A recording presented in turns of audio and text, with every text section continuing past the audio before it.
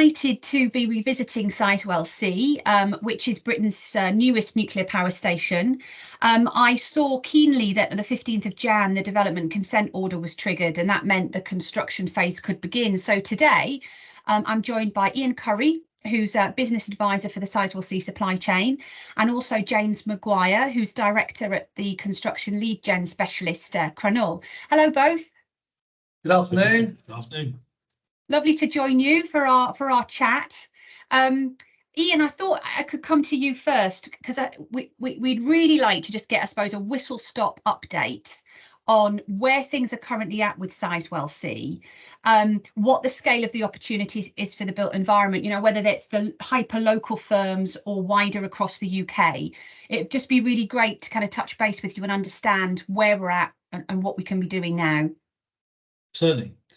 Quite a lot's happened, I think, since your last interview with Ashley, part of our team. So just a quick recap, I guess, of recent master events. So the development consent order was submitted to government around about 2020, went through a lengthy process of scrutiny and review, and then was granted, that planning permission was granted in 2022, August. Since then, there's been a lot of work the project is undergoing to get in place a whole raft of permits and approvals it needs before it can actually start work. And part and parcel of that is also securing all the necessary funding. So that's a lot of that's been going on in the interim. But in the background of that, once that had also happened, there were a whole series of permitted advance works that could go ahead of formal construction taking place. And we've been fortunate enough to manage to secure opportunities for a number of local businesses as part of that early activity. So those early works were things like the design, there was archaeology going on, there was ecology work, and some sort of other pre-works that were going on there. What has now happened in the intervening period, government has come on board as a key shareholder and also currently at the moment the major sort of funding source for getting the programme off the ground. Government made that commitment that the project would start construction within the lifetime of this parliament rather, so that's pretty much this year is construction started. So and you'll have probably heard that in the news, there was a series of announcements of different tranches of investment, and that has enabled the triggering of the development consent order, as you mentioned. So that effectively is the sort of initial green light. The original intention was that the development consent order triggering would have been aligned with the final investment decision. But because government has funded a load of money up front, that has enabled early start of some of that initial work. The final investment decision, we understand from the project, will occur later on this year. That's once they've finished securing all the rest of the investment necessary to fully complete the whole project. But everything we're hearing from the project is that that's been really positive. A lot of investors have come on board, and they once they've dotted all the I's and crossed the T's and what have you, that should be in place later in this year. So triggering the development consent order in January of this year, part and parcel of that was handing over a load of funding to some of the local authorities so that they can fund their mitigation activities. But now very much we're seeing tender activity is starting to ramp up. Early works for establishment of setting up the construction site has started in earnest in the latter part of last year and the early parts of this year. And certainly we're working closely with those contractors to either try and get principal contractors in place, or where they've got either interim principal contractors in place to get them engaging the local subcontract supply chain in support of that. So there is great opportunities in there, and we've been pleased to say there are a number of successes now. And the main thing that people will start to see, if you're more closely involved with it, is tenders or tender opportunities are starting to be posted. So the platform that they're using to promote these is the Compete For platform. It was originally set up as part of the Olympics, 2012 Olympics, and it's also being used by a number of other key infrastructure programs. So on that platform, you will see posted on the Sizewell C page individual early opportunities asking for expressions of interest, and those are now, there's a good raft of those there if you go back and look at it. So once those are posted, and companies that have registered themselves on Compete For can then respond if they feel it's something of interest or within their skill set, and then they will start to be considered by the procurement teams, who will then select shortlists from that and start to work them through the procurement process. That's really positive. I know I was looking on the portal, I was having a little nose earlier on today, and there's a real wide, kind of quite diverse list of tender opportunities already on there, from all sorts, from kind of sheet piling installation through to EV charge point infrastructure and precast beams for bridges and stuff. So it does seem like there is a lot there already. I suppose James, you know, we've got Ian on the call here, and it's an opportunity to really understand, isn't it, more, I suppose, about what SME contractors can be doing to get involved and the key considerations. You know, is there anything around that you're particularly interested to kind of understand from Ian today? Yeah, definitely. First of all, thanks very much for inviting me on today, and great to meet you, Ian. Yeah, we work alongside numerous contractors, people in the construction sector all over the UK, helping them get onto new projects and that. Obviously, I imagine the first part is register the interest on the Compete For platform. Just intrigued, Ian, is it very specifically locality overrides is one of the key deciding factors in terms of companies being selected? There are a number of criteria, but there are different targets that the project has, for which one of which local and regional will play an important part.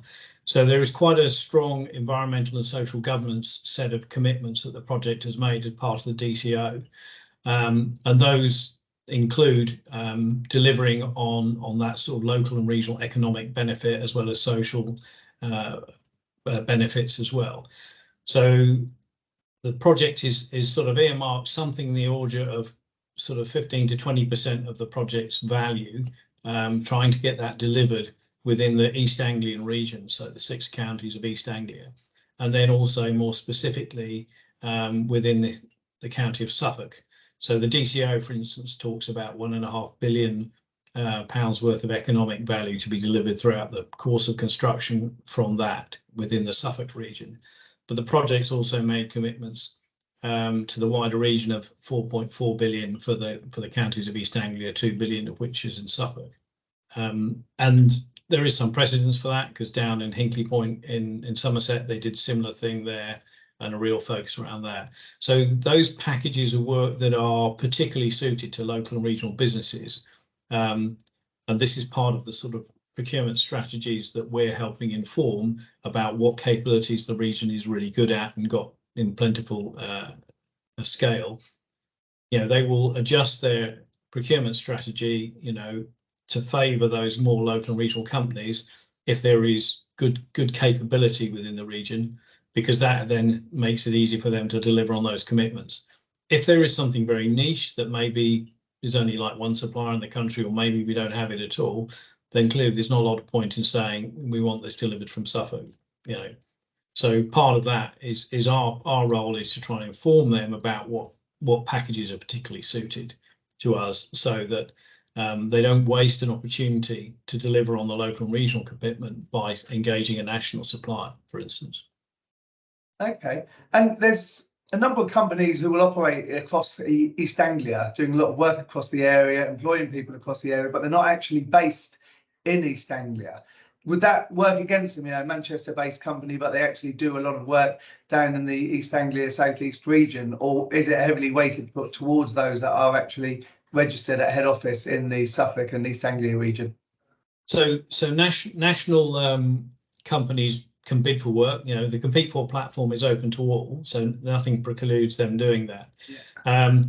But if you're a national company and you have no presence in the region, and I distinguish presence by being permanent employees, base of operations. In other words, you know, you are delivering economic benefit, not just simply delivering contracts, because if you're delivering contracts, that's recognised out of area. That's the different criteria. So if you are a national based company, but with permanent employees and substantial base of operations, then we certainly consider you as a national with regional presence or a national with local presence. And that will be part of the sort of scoring, because there's a heavy reporting element as part of the project delivery, and part of that is actually understanding, where the different benefits have gone. Have you delivered? Because it's not just financial, it's also about skills and employment. So have you created jobs in the region? Are you contributing to the sort of local economy in a not just purely from a Sizewell perspective, but a broader perspective? And therefore are using Sizewell as a lever to sort of enhance that footprint, that local and regional benefit, perhaps in support of other projects that are also going on in the area. So it's a bit of a complex beast at the moment, and we're certainly trying to understand the mechanics of how they do that. But in simple terms, yes, they'll probably look at one element is, yes, where is head office?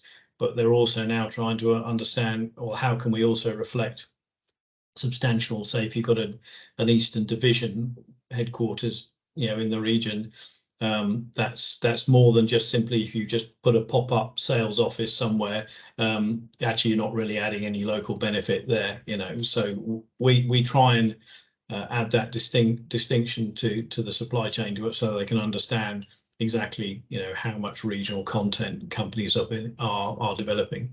But certainly, even if you get a bigger supplier engaged, and there may be good reasons why they do that, for a risk reduction, they want to make sure that there is financial robustness around the delivery, they will be mandated as part of the contractual commitments to engage and use the local supply chain.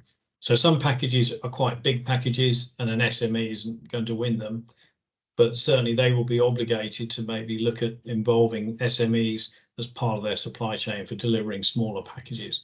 And that's where we've been working, for instance, with the likes of Arcadis on some of the groundwork, the early ecology works, and engaging, SMEs, even down to sort of very, very small micro companies, in helping them deliver that.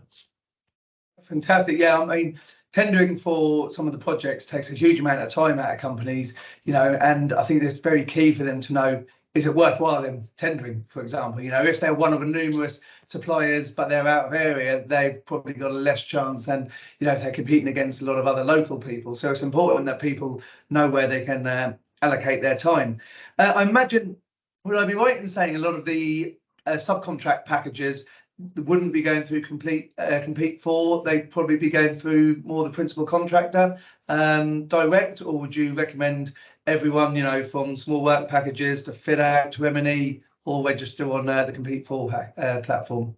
We certainly recommend that companies register on compete for, because at least it gives you visibility of what's coming up. But it may be, depending on your route to market, if you're of a smaller scale, that yes, you don't have the scale, and you may not fancy the bureaucracy of trying to work your way through that initial process, and clearly in some cases you may just not meet the criteria. But at least if you understand what the package is, and in due course who it's been awarded to, working your way up as a subcontractor will be probably a less onerous process, because it's the tier one that's had to go through the full bureaucracy of that, and so it'll be a simpler process to work in as a subcontractor. So we definitely encourage sort of observation and just being aware of what's going on at the top level, but also very much engagement and networking to get you involved, using your existing contacts to get yourself involved in sort of some of that principal contractor supply chain, especially you'll be able to help them if they're an out and area supplier. And there's been a couple of examples of that where we question, hang on a minute, this is a London-based company, and they've come back and said, well, actually, we're also engaging all these companies as subcontractors. This is how we're delivering our local and regional content. So the local and regional suppliers are very attractive to some of those other bigger players, because that's how they can demonstrate delivery of local and regional benefit. Fantastic. Have the principal contractors been selected? So at the moment, you've got the tier one, the main tier one ones are, because the project is trying to replicate and build on lessons learned from Hinkley Point, you'll see a lot of the same names.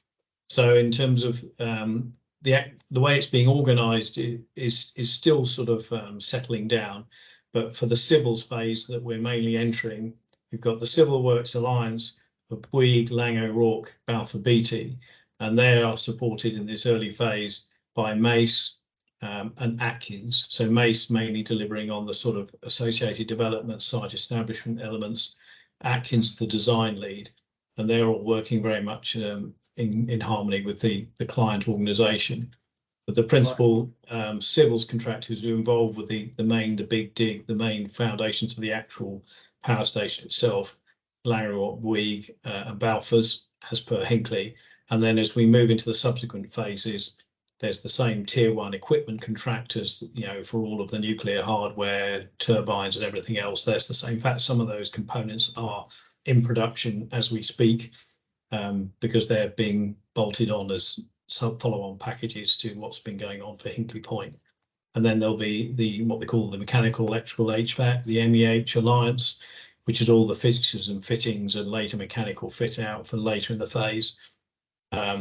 We expect similar players from Hinkley Point to be part and parcel of that, but that's sort of a little bit downstream once we've at least built the foundations and infrastructure. Okay, fantastic. So it'd be worth the smaller subcontractors, you know, expressing interest within the likes of Lang O'Rourke, Balfour's and that to future works. Fantastic. Thank you. One of the things we've also been doing, we're working with, even though the MEH phase is some way downstream, we've been working with local and regional companies to position them onto Hinkley's MEH phase supply, because again, there's still opportunities down there. And so again, we've had companies from Lowestoft, Great Yarmouth region win business and are delivering equipment down at Hinkley Point C in Somerset. So that's you know, that opportunity is still there, and that also helps position them from that. And we've also got some tier one suppliers for some of that equipment based in the region as well. So again, it's part of a broader delivery, not just purely Sizewell in itself. It's more about trying to establish capabilities in this industry as a whole, and then that may feed into subsequent nuclear programs in other parts of the country in due course. That's brilliant. It feels like it was a really good time to catch up. You know, that now is the time really for, especially, you know, as you outlined, that 15 to 20% of the whole entire project value will be delivered through East Anglia and specifically Suffolk. You know, that 4.8 billion that you mentioned, there's a lot of work winning opportunities there. So I think it will be a great time for those SMEs to have a look and see if there is some work winning ops that they'd like to have a tender opportunity for. Thank you so much. Really brilliant to catch up with you. And we'll make sure that we share links over to the portal for anybody watching this, so that they know exactly where to go. And James, I'm sure you'll have lots of information for people who want to reach out to you as well. Thank you both very much. Our time's up today, but I hope this will be really a really valuable video for our network of construction firms that we'll be sharing it with. Thanks, Ian. Thanks, James. Thank you, Jill. Thank you, Jill.